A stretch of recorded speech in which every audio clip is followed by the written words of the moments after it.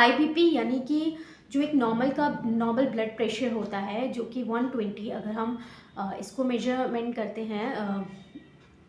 mmHg में, तो 120/80, अगर ऊपर का कहें तो ब्लड प्रेशर 120 और नीचे का 80 अगर mmHg होता है तो वो एक नॉर्मल होता है। अगर उससे ज़्यादा अगर आपका ब्लड प्रेशर आ रहा होता है, मेनली अगर 120, 140 और 90 से अबव अगर आपका ये जो ब्लड प्रेशर रह रहा है कंटिन्यूसली, तो इसका मतलब आपको हाई बीपी की दिक्कत है, ब्लड प्रेशर की दिक्कत है। सबसे पहले अगर आपको जो है हाई बीपी की कंडीशन काफ़ी टाइम से रह रही है, रेगुलर आपको नापना बहुत ज़रूरी है, इरिस्पेक्टिव ऑफ द कि आप यंग एज में भी आजकल 30 एजेस में, अराउंड 30 एज के लोगों में भी ये बीपी की दिक्कत दिख रही है। तो आप उसका ब्लड प्रेशर अगर लगता है आपको कुछ ऐसी सिम्टम आ रहे हैं, घबराहट होती है, नींद नहीं आती, बेचैनी होती है, गुस्सा आता है, या फिर बहुत ज़्यादा घबराहट होती है, बंद कमरे में घुटन सी महसूस होती है, या फिर हर्ट साइड, कई बार यंग जो 30-25 के अराउंड भी जो यंग जनरेशन में भी ये सिम्टम आ रहे हैं कि पेन होना या नींद नहीं आना मेनली, तो उसमें आप देख सकते हैं कि आप रेगुलर अपना बीपी ज़रूर मेजर करें। अगर बीपी आपका कंटिन्यूसली 140 और 90 से ऊपर आ रहा है तो आपको जो है ब्लड प्रेशर की दिक्कत हो सकती है, तो उसका ट्रीटमेंट ज़रूरी है। और जो ओल्ड एज के लोग हैं उनमें ये दिक्कत बहुत कॉमन मिलती है, बिकॉज़ हार्ट मसल्स जो हैं, हार्ट का वीकनेस, कमज़ोरी के साथ डायबिटीज़ जैसी डिसीज़ से एसोसिएटेड, किडनी डिसीज़ से एसोसिएटेड हो सकती है ये कंप्लेंट, या फिर पेशेंट में हार्ट की दिक्कत जिसमें कोलेस्ट्रॉल जो है जमा होना जो आर्टरीज़ हैं वहाँ पर, या फिर हार्ट की वॉल के अराउंड या हार्ट के मसल्स में जो है डिपोजिशन होना, हार्ट का डिजनरेशन होना, इस तरीके से फैटी डिजनरेशन होना, फैट का डिपॉजिट होना, इस वजह से जो हार्ट है अपना जो है पॉसिबली काम नहीं कर पाता है, या फिर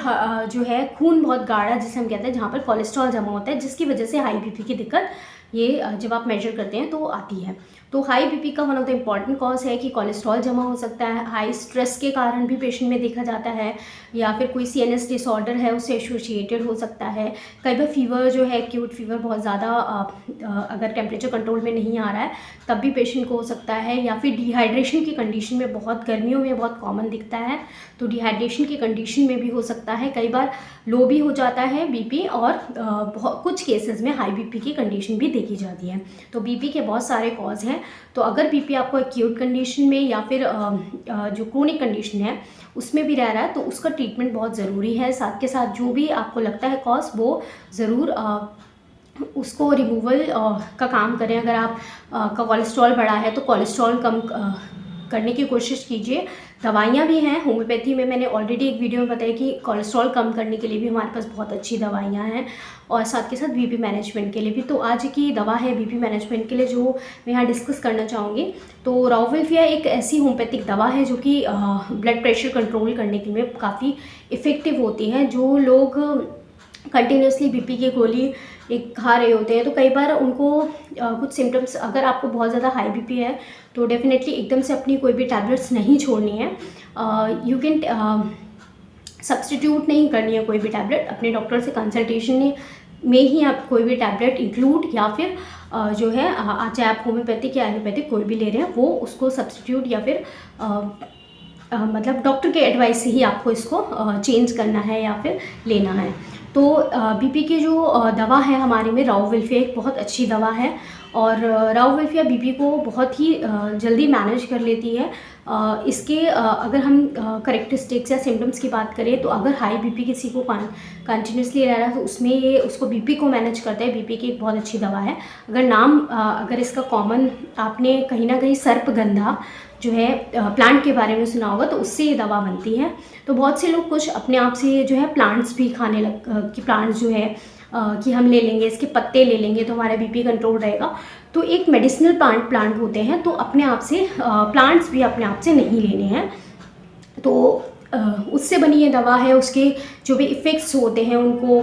जो हार्मफुल इफ़ेक्ट्स होते हैं उनको कम करके या उसको मेडिसिनल प्रॉपर्टी को इम्प्रूव करके दवा बनाई जाती है होम्योपैथिक मेडिसिन राउवल्फिया। तो जो आप एक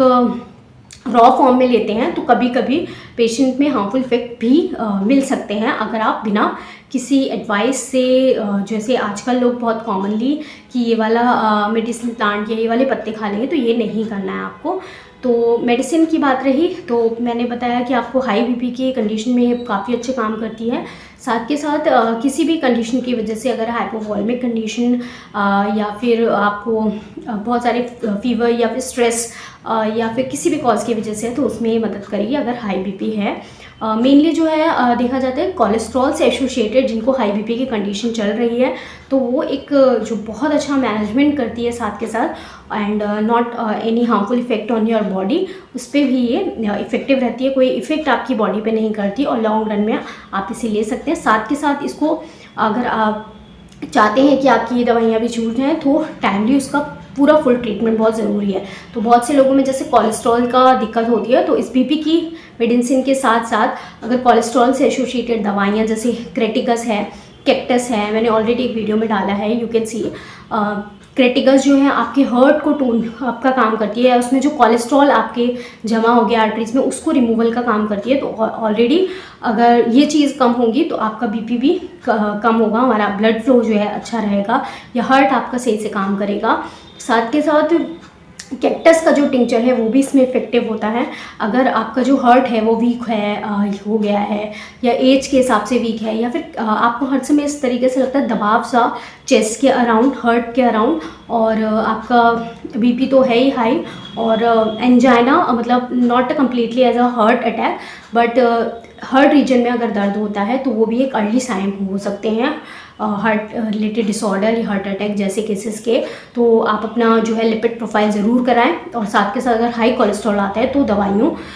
को अपने डॉक्टर की कंसल्टेशंस में इंक्लूड आप होम्योपैथी कर सकते हैं और आप इसका जो रिज़ल्ट है देखेंगे बहुत ही अच्छा होता है। बहुत सारे ऐसे लोग होते हैं ओल्ड एज में जब उनको मैनेजमेंट की बात आती है तो होम्योपैथी से उनके कोलेस्ट्रॉल मैनेजमेंट बहुत अच्छा होता है। कोलेस्ट्रॉल विथ एडवाइजेस कि आप अपनी डाइट और जो भी आपको मैनेजमेंट करने हैं वो आप टाइमली करें। जो है खाने में नमक जो है कम लीजिए, ऑयल कम लीजिए और साथ के साथ कुछ वॉक इंक्लूड कीजिए। साथ के साथ अगर जो डिपोजिशन कोलेस्ट्रॉल का ऑलरेडी हो गया है तो उसे ये रिमूव करने में मदद करती है और साथ के साथ बीपी जो रावल्फिया मेडिसिन है बीपी कंट्रोल करने में मदद करती है। और जैसे बहुत से लोग होते हैं कि उनको रात में नींद नहीं आती, ओल्ड एज में जनरली देखते हैं कोलेस्ट्रॉल की दिक्कत के साथ साथ भी, तो उसमें ये एक सेडेटिव का काम करती है, आपको काल्मनेस प्रोवाइड करती है और आपको अच्छे से नींद आ जाएगी। तो इसकी जो है कई बार एज अ सेडेटिव जो है पेशेंट को रिलीफ मिलने लगता है तो हैबिचुअली उसको होता है कि हम ले लेंगे, बट इसलिए उसको डॉक्टर के कंसल्टेशन में बीपी अगर आपका जो भी है उसको मेजर करके उसकी डोजेज और उसके रेपिटेशन कितने लॉन्ग टाइम में है डॉक्टर के कंसल्टेशन में ली जाए तो दवा इफ़ेक्टिव से भी इफ़ेक्टिव जो एक प्रॉपर आपके हेल्थ के हिसाब से होनी चाहिए या आपके डिजीज़ के हिसाब से होनी चाहिए उसका रिज़ल्ट दिखता है। तो काफ़ी चीज़ें इसमें देखी जाती है, पूरा केस टेकिंग कि आपका कोलेस्ट्रॉल कितना है, कि उसमें कोलेस्ट्रॉल की या क्या कॉज रह रहा है बीपी की वजह, जो बीपी आपका हाई रह रहा है तो उस हिसाब से आपके रिपोर्ट्स और ये सब चीज़ इसमें कंसर्निंग होती हैं। तो रावल्फिया टिंचर जो है एक बहुत अच्छी दवा है अगर बीपी आपको रहता है तो आपको कोई भी ऐसी दिक्कत है हार्ट एसोसिएटेड रिलेटेड या बीपी की दिक्कत जो बहुत कॉमन है तो उससे आप जो है उसके लिए आप होम्योपैथी से जो है होम्योपैथी में